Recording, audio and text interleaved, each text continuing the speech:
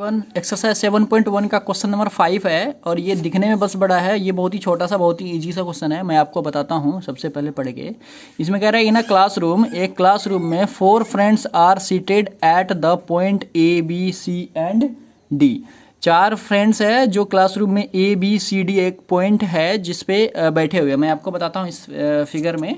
देखो इसका ये रहा फिगर, आपको बुक में दिख जाएगा। देखो ये क्लासरूम है, ए बी और सी डी, ये 4 पॉइंट है। यहाँ पर 4 फ्रेंड्स है जो बैठे हुए हैं, ठीक है। देखो आगे उससे क्या है, उसके बाद show in the following figure. इस फिगर में देखने के लिए कह रहा है। तो इसमें चंपा एंड चमेली है, कोई चंपा एंड चमेली walk into the class and after observing, ये लोग क्लासरूम आए और उसका ऑब्जर्व करा। तो कुछ समय बाद after few minutes Champa asked Chameli, Champa ने चमेली से पूछा कि don't you think A B C D is a square, तुम्हें ऐसा नहीं लगता कि ए बी सी डी एक स्क्वायर है, ठीक है। चमेली डिसएग्री, मतलब चमेली जो है इस बात को इनकार कर देती है, नहीं ये स्क्वायर नहीं है। तो using distance formula find which of them is correct. तो इसमें कह रहा है डिस्टेंस फार्मूला का यूज करके आप ये बताओ जो इसमें कौन सही है, चंपा सही है या चमेली। तो चंपा कह रही है जो वो एक स्क्वायर है, ठीक है, लेकिन चमेली कह रही है ये एक स्क्वायर नहीं है। तो इसके लिए सबसे पहले देखो आपको ये फिगर जो है वो आपको बनाना पड़ेगा। तो देखो मैं इसका फिगर सबसे पहले बना लेता हूँ। कैसे, देखो यहाँ पर ये ए है और ये बी है और ये सी है और ये डी है। तो देखो अभी आप देखना फिगर की, क्योंकि इसमें कोऑर्डिनेट दिया हुआ नहीं है, हमें खुद से ही बनाना है। तो देखो यहाँ पर ए है तो मैं क्या करता हूँ, यहाँ पर एक पॉइंट ए लेट कर लेता हूँ। देखो ये ए पॉइंट हो गया, ये बी पॉइंट है, देखो ए बी, और यहाँ पर सी पॉइंट लेट कर लेता हूँ और यहाँ पर डी लेट कर लेता हूँ, ठीक है। ये हो गया ए, ये बी, ये सी और ये डी। अब देखो आपको कोऑर्डिनेट खुद से पता करना है। ये देखो ए पॉइंट पर जो कोऑर्डिनेट होगा, देखो ये एक्स एक्सिस है, ये आपको खुद पता होगा, ये एक्स एक्सिस होता है, और ये जो वर्टिकल लाइन है ये आपका वाई एक्सिस है, ठीक है, ये आपको पता होगा। तो सबसे पहले जो कोऑर्डिनेट होता है वो एक्स वाला लिखते थे। एक्स देखो ए पर जो है ये कहाँ पर है 3 और वाई पर है 4, तो इसका कोऑर्डिनेट हो गया 3 और 4, इसका कोऑर्डिनेट हो गया 3 और 4, ठीक है। जो बी का कोऑर्डिनेट हो जाएगा वो क्या हो जाएगा, देखो ये एक्स पर 6 पर है और वाई पर 7 पर है, तो 6 और 7 हो गया बी का कोऑर्डिनेट, ये हो गया 6 और 7, ठीक है। और सी का जो कोऑर्डिनेट है, सी का देखो एक्स पर जो है ये 9 है और वाई पर जो है ये 4 है, तो 9 और 4 का हो गया, ये 9 और 4 का हो गया सी का कोऑर्डिनेट, ठीक है। डी का कोऑर्डिनेट क्या हो जाएगा, एक्स एक्सिस पर 6 पर है और वाई पर 1 पे है, तो 6 और 1, आप ध्यान से देखो 6 और 1 हो गया डी का कोऑर्डिनेट, ठीक है। मैं इसे क्या करता हूँ, ज्वाइन कर देता हूँ ए बी सी डी, और इसे भी ज्वाइन कर देता हूँ, ठीक है। ये एक फिगर बन गया, सबका कोऑर्डिनेट हमें पता है। अब देखो इसमें हमें ये कह रहा है ये स्क्वायर है कि नहीं है। देखो इस फिगर को देख करके आपको कोऑर्डिनेट समझ में आ गया होगा, ठीक है। अब मैं इसे हटा देता हूँ। अब आपको मैं बताता हूँ इसके प्रॉपर्टी क्या होता है स्क्वायर के। तो देखो स्क्वायर का प्रॉपर्टी क्या होता है, ये मैंने देखो ये एक स्क्वायर होता है, ए बी सी डी एक स्क्वायर है, ठीक है। तो देखो स्क्वायर का प्रॉपर्टी क्या होता है, इसके चारों साइड आपस में इक्वल होता है, यानी कि A B equal B C, A B B C C D और ए डी, ये इसके चारों साइड आपस में इक्वल होगा। और इसके डायगोनल्स जो है ए सी और बी डी वो भी इक्वल होगा। तो देखो ए और बी आप डिस्टेंस फार्मूला से निकाल लोगे, यहाँ पर ए बी निकाल लेंगे डिस्टेंस फार्मूला से, फिर बी सी भी निकाल लेंगे डिस्टेंस फार्मूला से, सी डी भी निकल जाएगा डिस्टेंस फार्मूला से, और ए डी भी निकल जाएगा डिस्टेंस फार्मूला से, ठीक है। तो इसमें डिस्टेंस फार्मूला से ये चारों साइड निकल जाएगा। अगर चारों साइड आपस में इक्वल आ गया तो इसको हम डायगोनल्स भी निकाल लेंगे।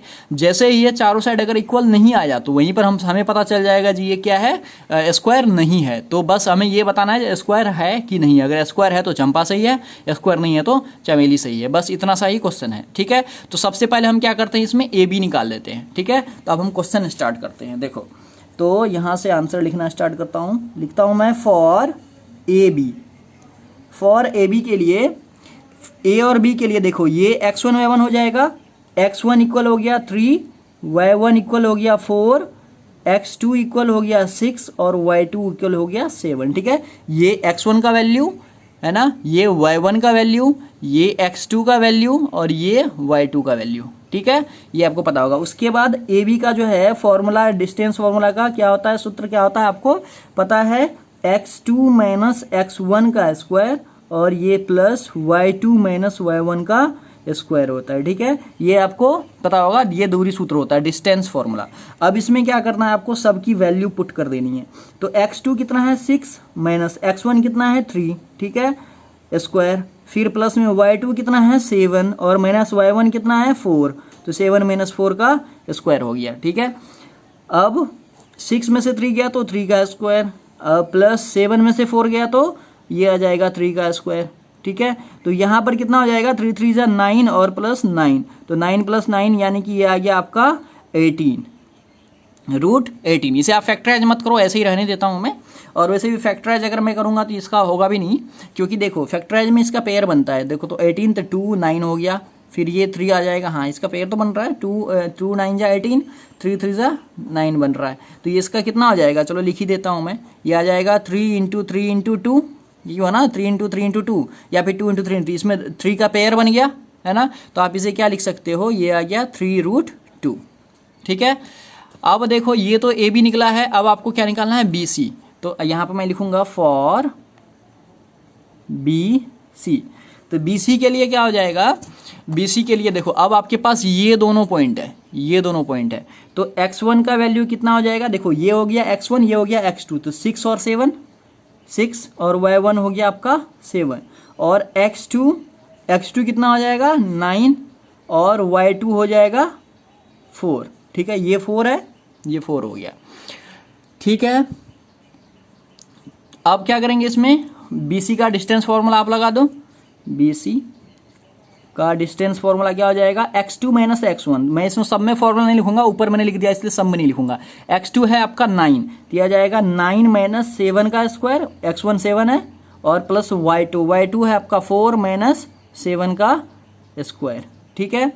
तो ये कितना आ जाएगा, 9 माइनस 7 का स्क्वायर, तो ये आ गया आपका कितना 2 का स्क्वायर, ठीक है। 9 में से 7 गया 2 का स्क्वायर, और प्लस 4 में से 7 गया तो ये आ जाएगा आपका माइनस 3 का स्क्वायर, ठीक है, माइनस 3 का स्क्वायर। तो ये आ जाएगा 2 2 जा 4 और ये आ जाएगा प्लस में 9, ठीक है।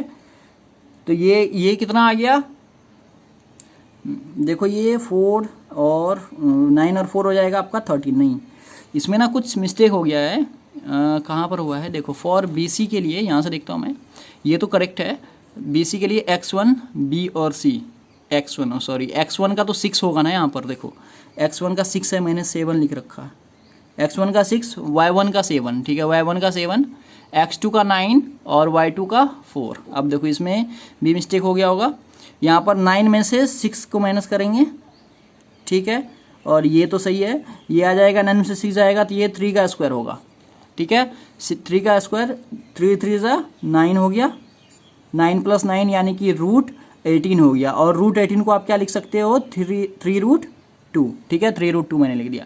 छोटी सी मिस्टेक हो गई थी यहाँ पर, देखो x1 यहाँ पर जो है BC के लिए लिख रहा हूँ मैं, तो BC के लिए, तो x1 6 हुआ ना, मैंने 7 लिखा था, ठीक है। देखो BC भी निकल गया, अब हम CD निकालते हैं, या फिर DC कह लो, DC निकाल लेता हूँ, चलो ठीक है। फॉर DC, दो तो आपका इक्वल आ गया, फॉर DC, तो DC के लिए देखो D और C के लिए x1 हो गया 6, सब कुछ ध्यान से लिखना है क्योंकि इसमें अक्सर मिस्टेक हो जाता है, और y1 जो है वो 1 है, ठीक है। x2 जो है x2 हो जाएगा 9 और y2 हो गया 4, ठीक है, y2 हो गया 4। DC निकाल रहा हूँ मैं, तो ये हो गया x1 y1, ये हो गया x2 y2, मैंने सब कुछ लिख लिया। ध्यान से बस इसको सही से लिखना, क्योंकि इसमें अगर मिस्टेक करोगे तो आपका सवाल गलत हो जाएगा, जैसे अभी हो गया था, ठीक है। तो अब देखो ये DC, तो DC इक्वल क्या हो जाएगा, x2 माइनस x1, तो x2 है आपका 9 माइनस 6 का स्क्वायर, ठीक है, और प्लस y2 माइनस y1, तो ये हो जाएगा 4 माइनस 1 का स्क्वायर। तो ये कितना आ गया, ये आ गया आपका 9 में से 6 गया तो 3 का स्क्वायर, और प्लस 4 में से 1 गया तो 3 का स्क्वायर, तो ये वही हो गया, ये आ गया 9 प्लस 9 इक्वल टू रूट 18, और रूट 18 को आप लिख सकते हो 3 रूट 2। देखो तीनों साइड तो अभी तक इक्वल आ गया है, बस अब क्या निकालना है आपको, AD निकालना है। तो मैं यहाँ पर AD निकाल लेता हूँ, आप अब लिखता हूँ मैं फॉर AD। तो AD के लिए x1 का वैल्यू कितना हो जाएगा, y1 का वैल्यू कितना हो जाएगा, x2 का वैल्यू कितना हो जाएगा, और y2 का वैल्यू कितना हो जाएगा, वो मैं यहाँ पर लिखता हूँ। देखो A और D पॉइंट लेना है अब आपको, देखो A ए और डी लेना है, तो x1 हो गया 3, y1 हो गया 4, ठीक है, x1 हो गया 3 और y1 हो गया 4, ठीक है। अब डी पर देखो, तो x2 हो गया 6, है ना, x2 हो गया 6, x2 हो जाएगा आपका 6 और y2 कितना हो जाएगा, y2 हो गया 1, तो यहाँ पर मैं 1 लिख देता हूँ, ठीक है। अब बस फॉर्मूला पे पुट कर दो, तो ए डी इक्वल कितना हो जाएगा, ए डी इक्वल हो जाएगा आपका x2 माइनस x1, तो ये आ जाएगा 6 माइनस 3 का स्क्वायर और प्लस में y2 1 माइनस 4 का स्क्वायर, ठीक है। तो ये इसको अब अगर आप सॉल्व करते हो तो ये भी सेम आ जाएगा, 6 में से 3 गया तो 3 का स्क्वायर और प्लस माइनस 3 का स्क्वायर, ठीक है। माइनस 3 का स्क्वायर 9 ही होता है, क्योंकि माइनस पे भी स्क्वायर है तो ये प्लस हो जाएगा, तो मतलब ये आ जाएगा 9 प्लस 9 तो इक्वल टू √18, यानी कि ये आ गया आपका 3√2। तो देखो इसमें जो है चारों साइड तो इक्वल आ गया है, ये कंडीशन तो फॉलो कर गया इसमें, ए बी, बी सी और इसका सी डी और ए डी तो इसमें इक्वल आ गया है। अब इसके अगर डायगनल्स हमें पता चल जाएगा, इसके अगर डायगनल्स भी आपस में अगर इक्वल हो जाए तो हम इसको कह देंगे जी ये क्या है, एक स्क्वायर है, मतलब चंपा जो है इसमें करेक्ट है। तो मैं लिखूंगा इसमें, मैं फिगर सही रहने देता हूँ, देखो for A C, for diagonals A C, चलो रहने दो, फॉर यहाँ पर डायगनल्स लिख दो, फॉर डायगनल्स ए सी।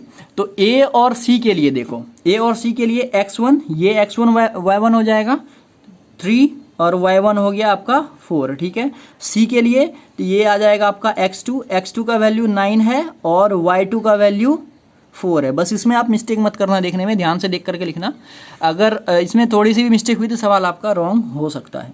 तो यहाँ से मैं ए सी निकाल लेता हूँ, देखो ये 3 4 9 और 4, ठीक है।